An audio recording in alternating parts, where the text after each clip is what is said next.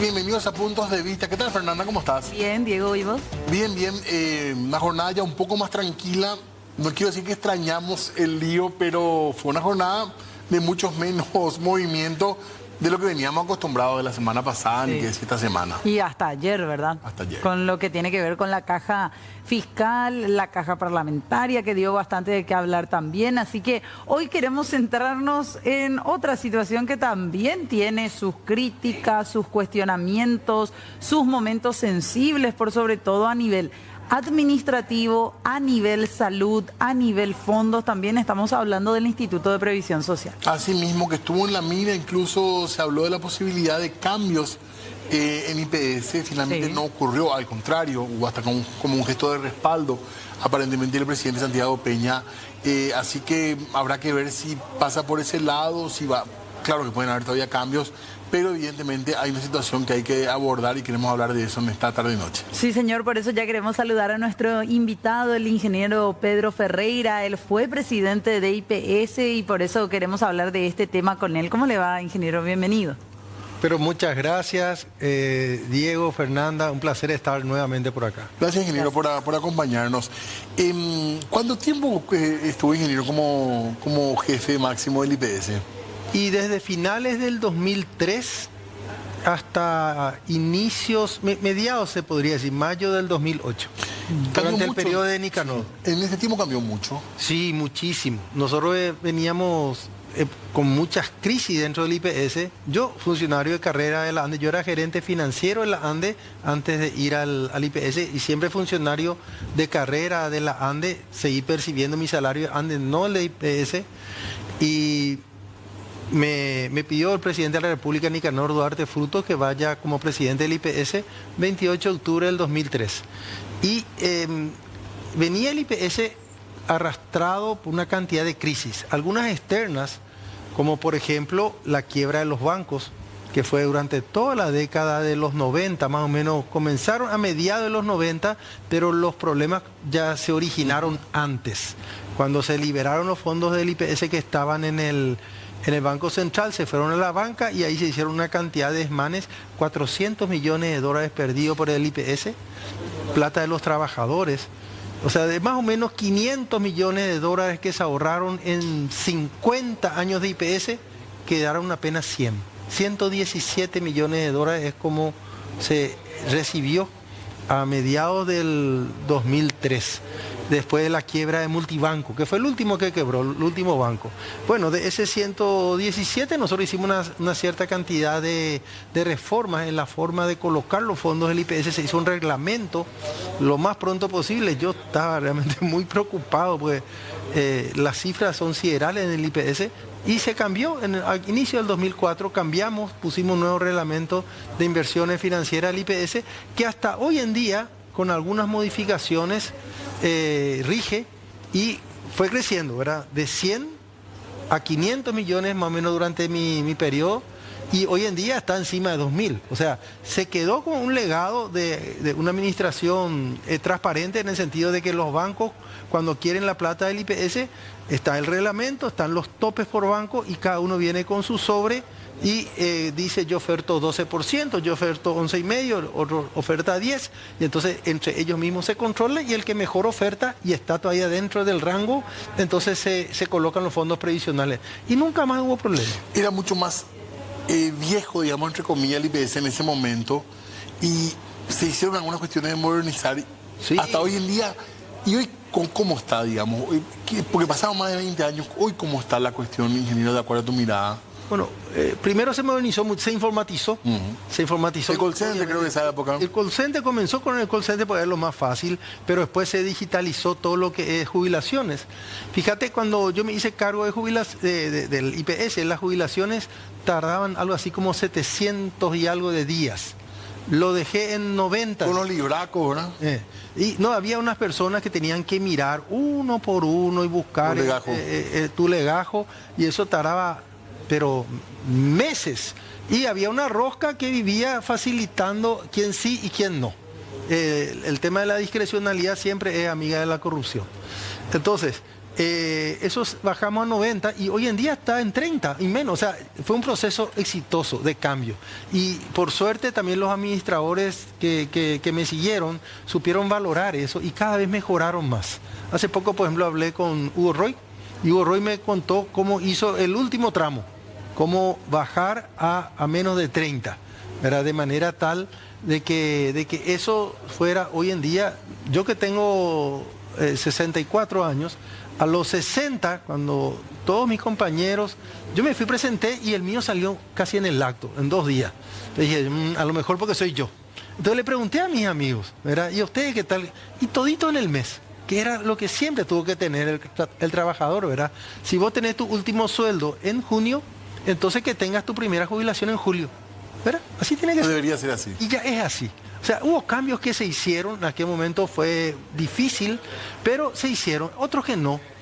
Uno que es muy lastimoso para mí, el tema de que nosotros después de un largo proceso de licitación y de estudiar el proceso, logramos tener faltante cero de medicamentos en el 2007. Nosotros comenzamos en el final del 2003, 2004, fue el primer año donde se practicó la nueva ley nueva ley de contrataciones públicas, la 2051. Entonces empezamos a practicar eso y había 100 y pico faltantes de medicamentos. Era un desastre, ¿verdad? Encima que todos le teníamos que agarrar la mano a la nueva ley, costaba que los procesos que nunca existieron, porque me vino así la institución y la institución no tenía los procesos para hacer conforme a la nueva ley. Entonces eso, primero eran 100 y pico de faltantes, al siguiente año ya eran 50, para el 2006 ya eran algo así como 5 medicamentos faltantes nomás, y para el 2007 0. Todo el 2007 ni un faltante de medicamento. 2008 entregamos así. El doctor Carlos Vins, que fue el siguiente presidente, también lo mantuvo así. Bueno, y después fueron existiendo algunas indisciplinas, diría yo, y hoy en día hay más de 100 medicamentos faltantes. Eso se perdió. Sí. Entonces, y encima nosotros entregamos con todos los proveedores pagados. Y pagado en menos de 30 días, menos de 60 como máximo. Siempre se le pagaba, entonces también bajaron mucho los costos, los precios. Si vos le pagás rápido, la gente te ofrece precios muy bajos. Y entonces compramos en cantidad y pagamos rápido, entonces los proveedores nos daban los medicamentos que nosotros pedíamos. ¿Por qué este descalabro hoy? Mira, justamente eso por eso en estos días hablé tanto con Hugo Roy como con Benigno López, que están más o menos en el medio, ¿verdad? Y también con autoridades que hoy en día están. Y lo que sucedió es que en algún momento dado, aparentemente, del gobierno de Fernando Lugo, ellos recibieron, 2007, el Fondo de Salud le sobró 20 millones de dólares. Le sobró plata, hoy le falta, ¿verdad? Hoy estamos en 1.000 millones, dicen algunos, otros dicen 500 millones. Nosotros entregamos 2007, que fue mi último año entero, con 20 millones. 2008 también todavía tenía superávit o empate. Y a partir de ahí creo que como es un gobierno que no tenía mucha experiencia en el tema de la función pública, a lo mejor creyeron que era muy fácil mantener ciertos estándares y incluyeron ciertos nuevos contingentes de personas que no cotizaban suficientemente bien. Por otro lado, también probablemente incluyeron muchos medicamentos muy costosos.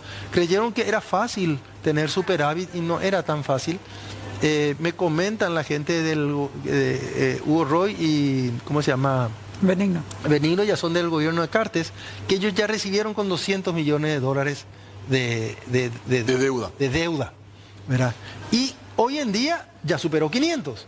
O sea, como que cada gobierno recibió con problema y no tuvo mejor solución que incrementar esa bola de nieve.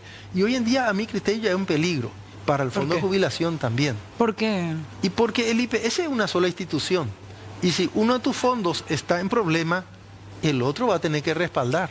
A la larga respalda al otro. ¿Y legalmente se puede eso? O sea, si vos le demandás al IPS, vos le demandás al IPS.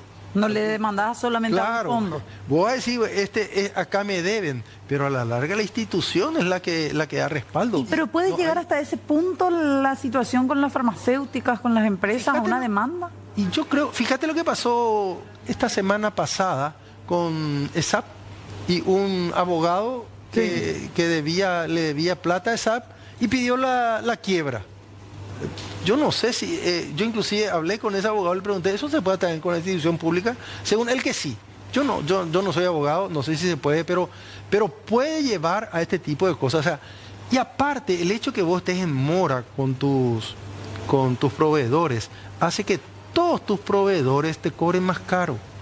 Le va a ser dificilísimo. O sea, cuando nosotros llegamos en el IPS, lo que salía 100.000 guaraníes, cuando nosotros salimos en el 2007, 2008, que salió Carlos Vince, la misma cantidad se compraba con 22.000. 4 veces menos, para no exagerar. Y considerando toda la inflación y todo, o sea, 4 veces más barato por pagar a tiempo, por no deberle a nadie, por ser serios. Y creo que ahora es al revés. Todo es caro para el IPS porque vos tenés que meter dentro de tu costo. Mira, Perambo, yo ya cotizé este medicamento que me sale 22.000, pero ¿cuándo voy a cobrar? Y en 3 años o 2 años, bueno, entonces tengo que cotizar 44. Pero aparte, como no sé si me van a pagar, alguien me va a querer cobrar por la gestión de cobro. Entonces hay muchos proveedores, ingeniero, y todo eso encarece. Pero perdón, hoy IPS, si hacemos así, sin entrar en detalles, lo que recauda IPS debería alcanzarle. Yo creo que si se hace un listado de medicamentos y de servicios que puede cumplir el IPS, yo creo que puede cumplir tanto salud como jubilación, puede. Pero para eso tiene que haber un buen manejo administrativo, tiene que haber un sinceramiento, no prometer más de lo que se puede. ¿Se entiende? Vos no podés meter en el cuadro básico todos los medicamentos y por haber, porque si no tenés plata para todos, ¿qué pasa? Acá se va la señorita y le dice no hay. Y te vas vos y te dicen, sí, vos sí. Para vos sí. Para vos sí. Yo me voy un lunes no hay, el martes hay. No, qué pucha, catéter, marcapaso, ¿te imaginas si tenés problemas en marcapaso? No hay. Y te vas a morir, o si no tenés que andar consiguiendo. Este señor que falleció la semana pasada, Braulio, fíjense, él primero tuvo que conseguir 11 millones de guaraníes. Claro. Y él era cotizante titular antiguo. O sea, él le correspondía todo. Y lo que él requería para estar con vida, bien tranquilo y ser en su momento bien intervenido, todo estaba desde hace años, no era algo siquiera caro, porque 11 millones para una intervención de ese tipo no es caro. Para salvar una vida, 11 millones es baratísimo, ¿verdad? Es poca plata. Y eso, el IPS no fue capaz de ponerle. Le hicieron comprar. Y si él no podía, o sea, el cargo de conciencia que tiene una familia si no consiguió los 11 millones. Y entonces la familia es la culpable. Pero además de eso, hoy he escuchado algunos relatos de familiares de pacientes decir tramadol, no hay insulina. No, 100 y algo de medicamentos. O sea, más de 100 medicamentos como usted estaba diciendo. Más de 100, o sea, es más o menos el mismo desorden que yo había encontrado en el 2003. Si voy a suavizar lo que estuvieron antes, bien en el 2003, podría decir que por lo menos cuando eso el IPS venía de una cantidad de quiebras bancarias, unos problemas, algunos internos, pero otros que le venían de afuera. Claro. Ahora no hubo problemas de afuera. O sea, el problema es interno. IPS aumentó mucho la cantidad de asegurados. Pero eso hasta te beneficia. Claro, en teoría debería ser... Y en la estadística, hoy en ABC Color aparece una estadística que hizo MF, no sé si tienen por ahí ABC Color, lo que sea, y ahí se nota que justamente cuando aumenta la cobertura, cada vez tu relación entre la cantidad que cotizamos, que somos los que pagamos, y la cantidad de beneficiarios, los que no cotizan, nuestra señora, nuestro hijo menor, y eso mejora. O sea, el hecho que entre mucho significa que va a cobrar mucho más plata. Más solvente también. Y también que a lo mejor, si ustedes fueran marido y mujer, antes solamente vos cotizabas, ahora también ya cotiza ella. Entonces ella ya no entra como beneficiaria, sino entra como cotizante, entonces cobro 2. ¿Se entiende el tema? O sea, el hecho de que todos entremos al IPS es muy bueno para el IPS, porque entonces también cubre sus gastos con mucho mayor cantidad de plata. Y existe otro fenómeno. Las enfermedades catastróficas, en la medida en que aumenta el porcentaje de la población paraguaya que es satisfecha por el IPS, ¿Qué ocurre? En mi época era una de las enfermedades catastróficas que más nos sacaba recursos, era todos los problemas que tenían que ver con el riñón, ¿verdad? Todos los temas que tenían que ver con diálisis, cosas por el estilo, pero con el hígado, con todo lo que sea hígado, riñón, sobre todo riñón, pero por ahí eran los temas renales, ¿verdad? Entonces, resulta que nos llevaba muchos recursos, pero después analizamos por qué nos lleva tantos recursos. Porque de 100 dializados del Paraguay, 90 se dializaban en el IPS. O sea, si el Ministerio de Salud Pública no da el servicio, la gente encuentra de alguna manera cómo llegar a donde se va a salvar la vida. Entonces le pides a su primo, inscribirme en tu empresa, decir que yo soy tu empleada doméstica, vamos a hacer tal cosa, y encuentra, o ve una orden judicial. Entonces al final el IPS tiene que hacerse cargo de una población que realmente no es su población que le está pagando. Por eso el hecho que entre mucha gente es bueno, ¿verdad? En principio. En principio. Ahora, si lo administras mal, es malo. Por eso, por ahí pasa también porque en estos días, en esta semana, el Ministerio de Trabajo ha hablado con bombos y platillos de que aumentó la formalización, si bien es cierto son algunos puntos nomás. Quiere decir que hay más gente con seguridad social, con servicios. Pero entra ese servicio o entra esa seguridad social. ¿Y qué pasa? Se va y no encuentra lo básico, el querer consultar. Claro, yo estuve mirando las estadísticas y efectivamente ingresaron mayor cantidad de cotizantes al IPS. Más o menos entre cotizantes y no cotizantes, 50.000 más el año pasado. Eso es un buen incremento, sí, ¿verdad? Pero si hay ponerle que no todos son cotizantes, 30.000 más que pagan es bueno, ¿verdad? Debería ser bueno para el IPS. Pero cualquier aseguradora del mundo quiere... Vos tenés vos tenés muchos costos fijos, ya tenés un hospital, ya tenés una resonancia magnética, tenés una cantidad de equipos. Cada tanto tenés que crecer esa infraestructura, pero ya lo tenés, ¿verdad? Y los médicos, bueno, ya tenés y debería de ser mejor, pero no está consiguiendo, y lo que un poco a mí me preocupa es que no se ve el proceso. Aquella vez que nosotros agarramos en estas condiciones, como tomó también este gobierno tomó en condiciones muy parecidas a las que yo tomé el IPS en el 2003, pero ya es 2 años y medio y no se ve el proceso. Es lo que yo te decía, nosotros en medicamentos, primer año 100 faltantes, segundo año 40, tercer año 5, ¿vale? Y ese no se ve ahora es 100, 110, 120. Entonces significa que no se está logrando realizar un proceso. Incluso, y esto tengo que decir, este gobierno de Santiago Peña hizo un sacrificio. Antes, al cotizante del IPS, las empresas, más el cotizante, pagaban el aporte empleador, el aporte del empleado, y de todo ese paquete, más o menos 9% más 16,5%, de todo ese 25,5% no se iba todo al IPS, 2,5% otra vez, que es casi el 10%, no hay algo por ciento, se iba otra vez al Estado. Ya sea Ministerio de Salud, al comienzo era en la lucha contra esta enfermedad de paludismo y cosas por el estilo, después terminó el paludismo, se fue a otro lado, también a SNPP, cuando eso, ¿verdad? Y se fue eso yendo tanto al ámbito del trabajo como al ámbito de salud. Este gobierno hizo para mí algo muy interesante. Dijo, no, yo voy a dejar de cobrar.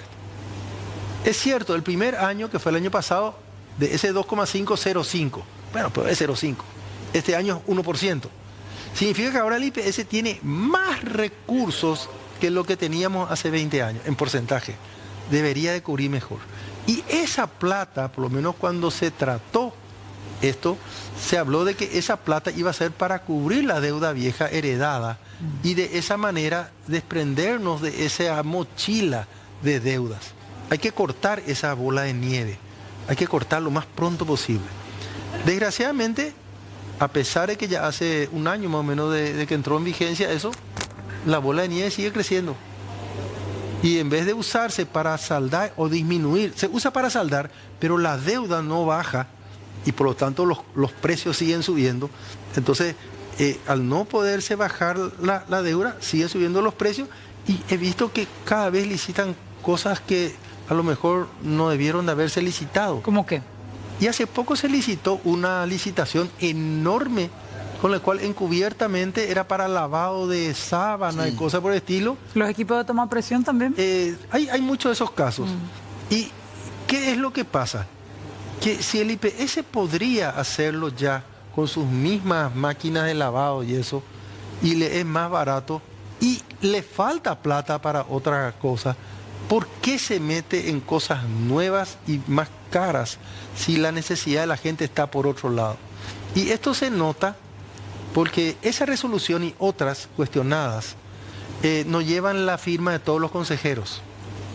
Esa, por ejemplo, no lleva la firma de Carlos Pereira, que es uno de los que renunció. Sí. Entonces, ahí ¿De Argaña? Perdón. creo que no sé tampoco, si- creo que perdón, tampoco. ingeniero. Pero son dos indicadores, ¿verdad? Si alguno de los consejeros no firma, es un indicador que algo raro ocurría ahí. Yo creo que tanto la Contraloría, que tiene un representante en el Consejo, debería tomar eso como un indicador de un posible mal manejo de los fondos. Y, perdón, ingeniero, políticamente, ¿qué le parece las salidas en estos casos de estos dos consejeros?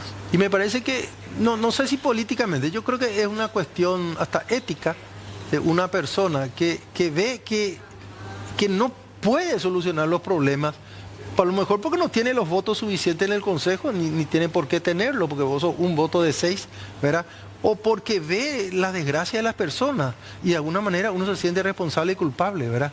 Y me parece bien que una persona si ve que las condiciones políticas, que si no tiene apoyo político del mismo presidente de la República, del Congreso, entonces uno renuncia. Y no es como muchos quisieron tachar incluso hasta de cobardía abandonar el barco en una situación así. No deberían quedarse a defender justamente, siendo que son los que de por ahí plantan oposición o no votan igual que todos los demás en mayoría. Bueno, pues hay que ayudar.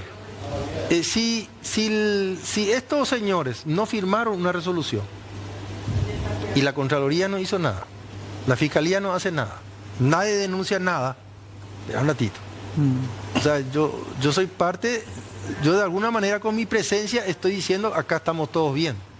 Y eso también tiene... Estás avalando, digamos. Estoy avalando. Su permanencia avala. Porque muy poca gente sabe. Yo, por ejemplo, me enteré en estos días nomás de una o dos resoluciones que yo no sabía que ellos no estaban firmando algunas resoluciones. Claro. No sé si ustedes sabían, pero... Te quedas pegado. Menos el resto de la gente, entonces, ¿verdad? Mirando vos de alguna manera le servís a los otros de fachada, ¿verdad? Ingeniero, el IPS, digamos, está en una situación que no puede salir como está por una cuestión administrativa de decisión humana, digamos, en cuanto a las decisiones políticas que toma, o ya es un problema administrativo que no va a poder solucionar nadie. Puede solucionar.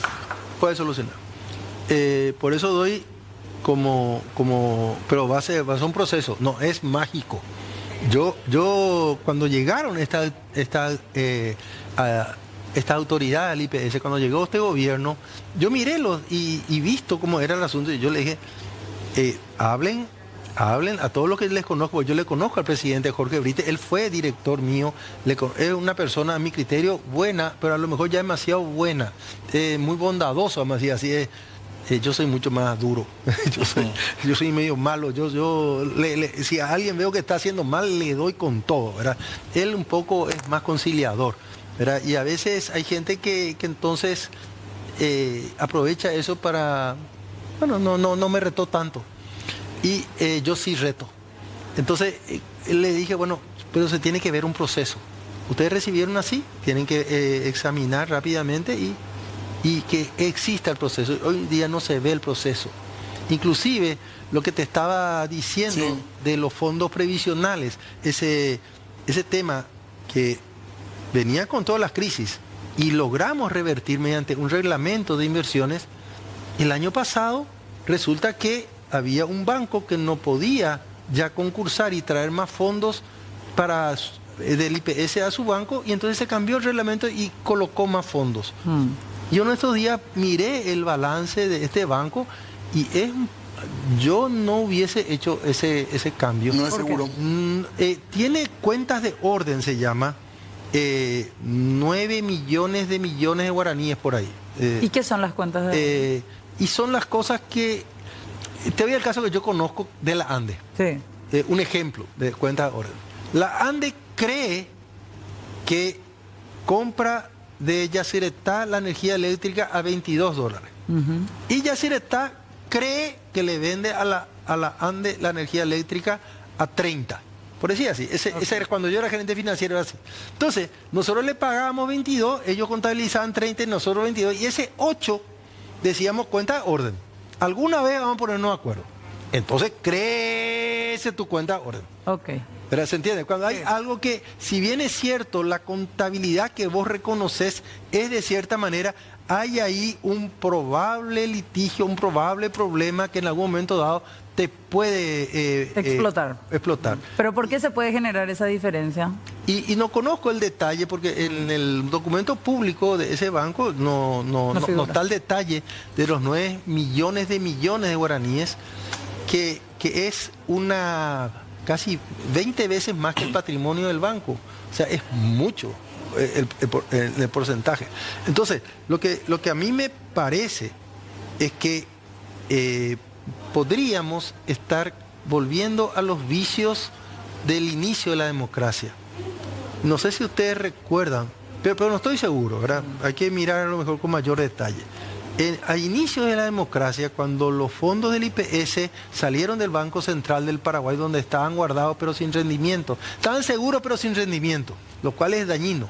Entonces, cuando salió a la banca, ¿verdad?, algunos amigos de los presidentes, algunas personas con poder aprovecharon para llevar a sus bancos y hacer una cantidad de cosas avivadas, por decir así. Una que recuerdo muy bien, porque yo presté declaración en ese juicio, fue el caso de Multibanco. ¿Verdad? Multibanco, unos señores le dijeron, compre letra de regulación monetaria, compra el IPS letra de regulación monetaria, que es lo más seguro que existe.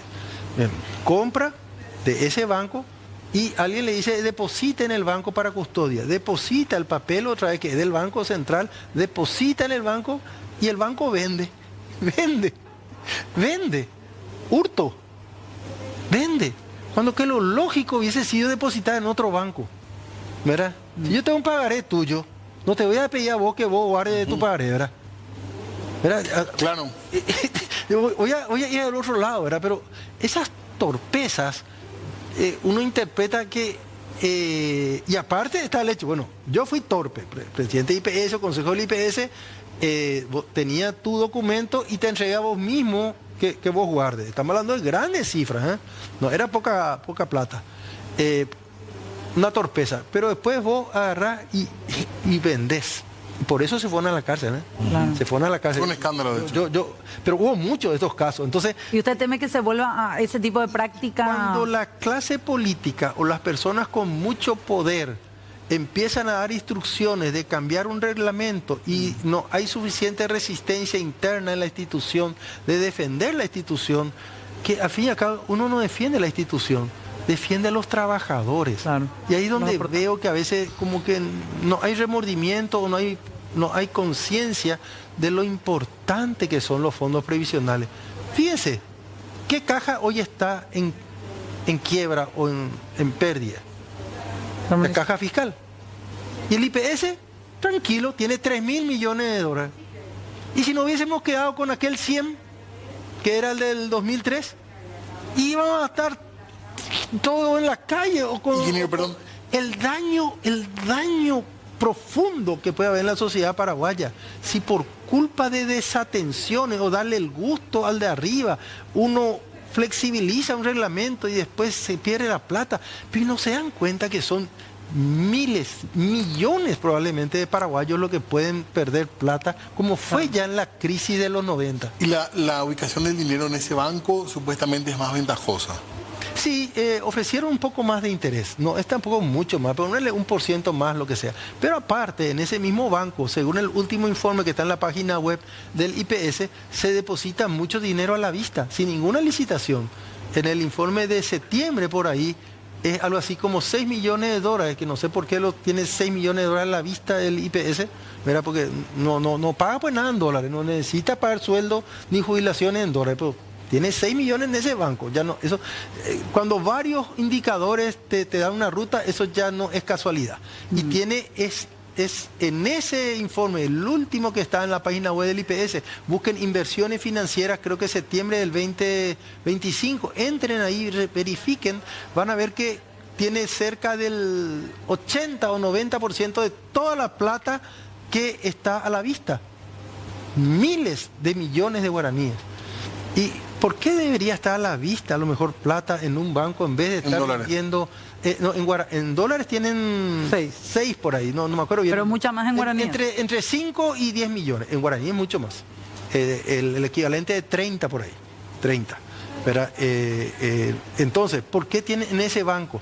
Lo único que justificaría es si todos los jubilados del IPS cobráramos nuestras pensiones de ese banco.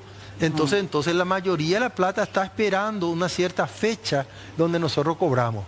Pero los balances son a fin de mes y las jubilaciones se pagan allá por el 2025, ya debería estar finiquitado por un lado. Y no creo que el 80% de los jubilados ni de los empleados estén cobrando de ese banco. No me cierra la situación. Falta más representación o falta más, no sé, los trabajadores, la patronal mismo, es como que está muy distante de lo que está pasando en IPS. No sé si los representantes realmente representan a los sectores en el Consejo. No. Ahí hay un caso especial que a mí me llamó la atención. Creo que el representante de los trabajadores, que él nunca va a ser el jubilado de IPS. Él es jubilado bancario. Entonces digo yo, ¿qué clase de representación, verdad? Se le ocurrió, ¿verdad? Hay que cambiar eso. Yo creo que hay que cambiar la ley, ¿verdad? Yo creo que el que está en el Consejo, salvo el que es representante de los patrones, por decir así, de las empresas, que tienen un caso especial, pero todos los otros tienen que ser gente o que ya está jubilada o que va a jubilarse en el IPS para que defienda su puchero futuro. Proponían incluso que sean tipo elecciones de parte de los asegurados, que sean los que elijan al Consejo. Eso sería fantástico, eso mejoraría mucho la gobernanza. Pero ¿verdad? ¿se puede hacer eso? Se puede, es cuestión de poner en la ley que sea un electo de tal o cual manera. El caso de las empresas es más difícil. Claro. ¿Por qué? Porque si tu empresa tiene 1000 asegurados del IPS y mi empresa tiene 2, y vos no sos empresa pero tenés una empleada doméstica, ¿cómo van a ser los votos?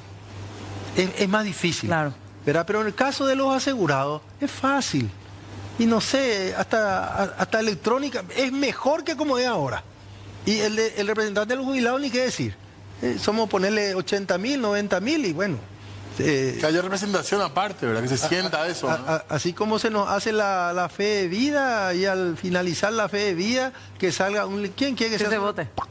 Y se vaya. Ingeniero, tenemos que hacer una pausa nosotros. Sí, una pausita breve y ya seguimos hablando de IPS.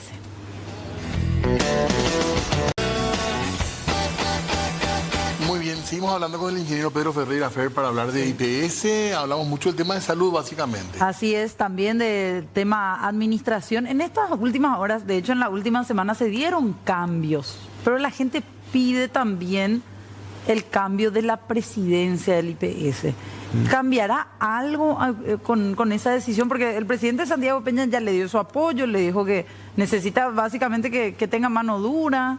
Y empezaron a moverse las piezas del Hospital Central a nivel salud, del área también administrativa, tecnología. Un cambio nomás. ¿Cuál? Un cambio. No me acuerdo bien, Caballero creo que es el apellido. Un cambio. Y Jaime Caballero. Y la persona que subió era su segundo a bordo. La señora Cintia Flecha. Sí, era ahí del área. O sea, yo no le veo eso como un gran cambio. Vamos a decir así. Y aparte hay algo que tiene que cambiarse.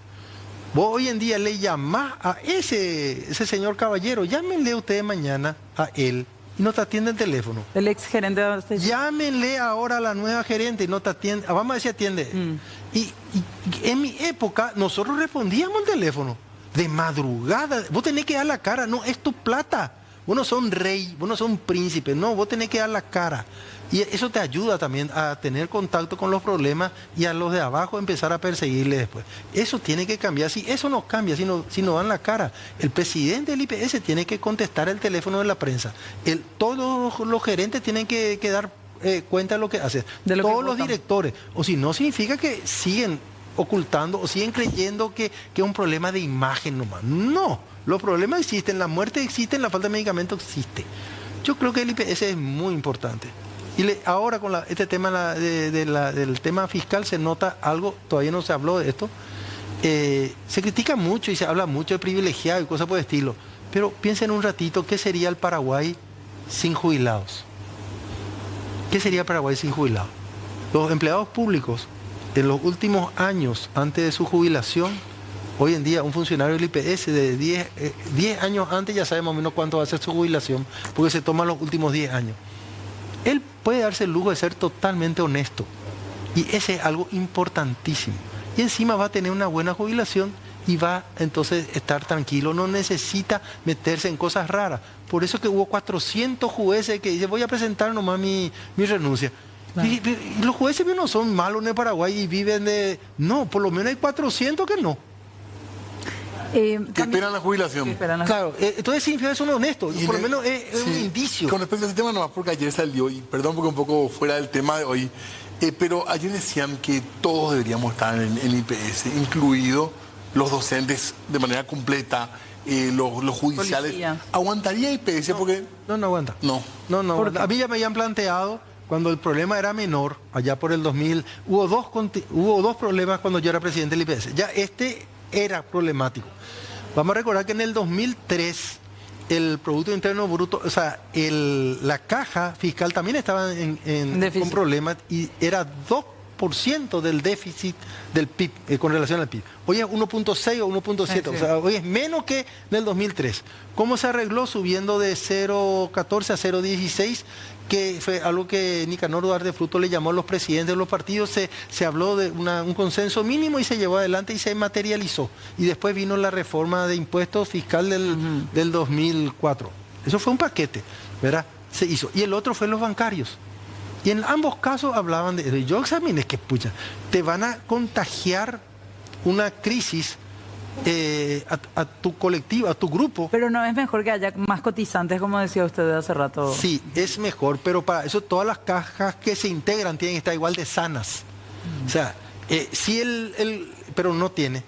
Si hoy en día el IPS tiene 3.000 millones de dólares para más o menos 80.000 o 80.000 jubilados, entonces significa que la caja fiscal debería tener 3.000 millones de dólares más o menos para sus 70.000 o 80.000 jubilados. Si el Estado saca 3.000 millones de su bolsillo y dice, integrémonos con el IPS, ahí estoy de acuerdo, pero no tiene pues los 3.000 ni quiere tener. No vamos a poner. No, entonces yo creo que es riesgoso, ¿verdad? Y podemos hacer un contagio a una masa de trabajadores que no tiene por qué ligar de arriba el problema de la indisciplina fiscal de décadas, donde el Estado usó, cuando no había jubilados, usó esa platita de las personas que eran sus funcionarios y no le pagó interés, no le pagó nada, ¿verdad? Y ahora resulta que falta plata. Entonces, el IPS, por suerte, vamos a decir así, que tiene fondos acumulados, ¿verdad? Y con respecto a las cajas ya que estamos hablando, ¿hay que hacer estos ajustes, ingeniero, o hay que hacer ajustes más grandes? Más grandes.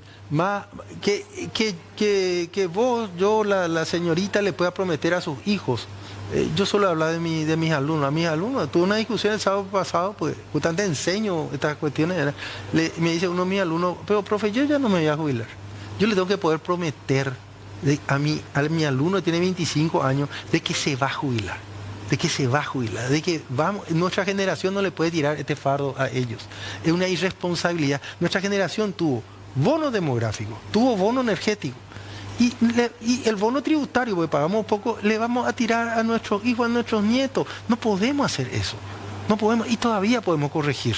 Tenemos 22 años según los reportes actuariales. En el IPS. En el IPS, en particular. En el otro están 0, es 3 años. Entonces, yo creo que el de la caja fiscal se tiene que extender mucho más. La solución que lleguen, que a mí me preocupa que con los acuerdos se baje. No, que ojalá vos le puedas prometer a un docente que está comenzando la carrera docente, ¿sabes qué? Mentira, no te vas a poder jubilar a los 57. No, vas a ser a los 62, pero te vas a jubilar a los 62. Darle la seguridad de que se va a jubilar. Te vas a jubilar a los 62. Vamos a ir subiendo de 57 a 62, un año cada 10 años, no sé. Pero te prometemos, no vamos a fallar contigo, no te preocupes, vas a llegar a la vejez con seguridad. Eso tiene que existir. Hay que calcular, yo no sé cuánto es el número, ¿verdad? Porque no tengo los datos, ¿verdad? Pero eso de que es para extender 3 años más o 5 años más, me parece irresponsable. Claro. No, es una reforma, decían algunos, por eso. Es un cambio de parámetros para que este gobierno pueda cumplir con su meta del déficit fiscal. Y realmente, disculpe, ese es un tema menor. Es muy mezquino. Y si no llegamos, hagan el cálculo. ¿Cuánto se paga por adulto mayor que no tiene jubilación? Poquísimo, 500.000, 600.000. $100 al mes. En el año, $1.200. Muy bien. Para dentro de 15 años, vamos a hacer 1 millón de viejitos. $1.200 millones si no hay jubilados. Claro. Entonces, y se están preocupando por 300. Pero la seguridad social cumple un rol.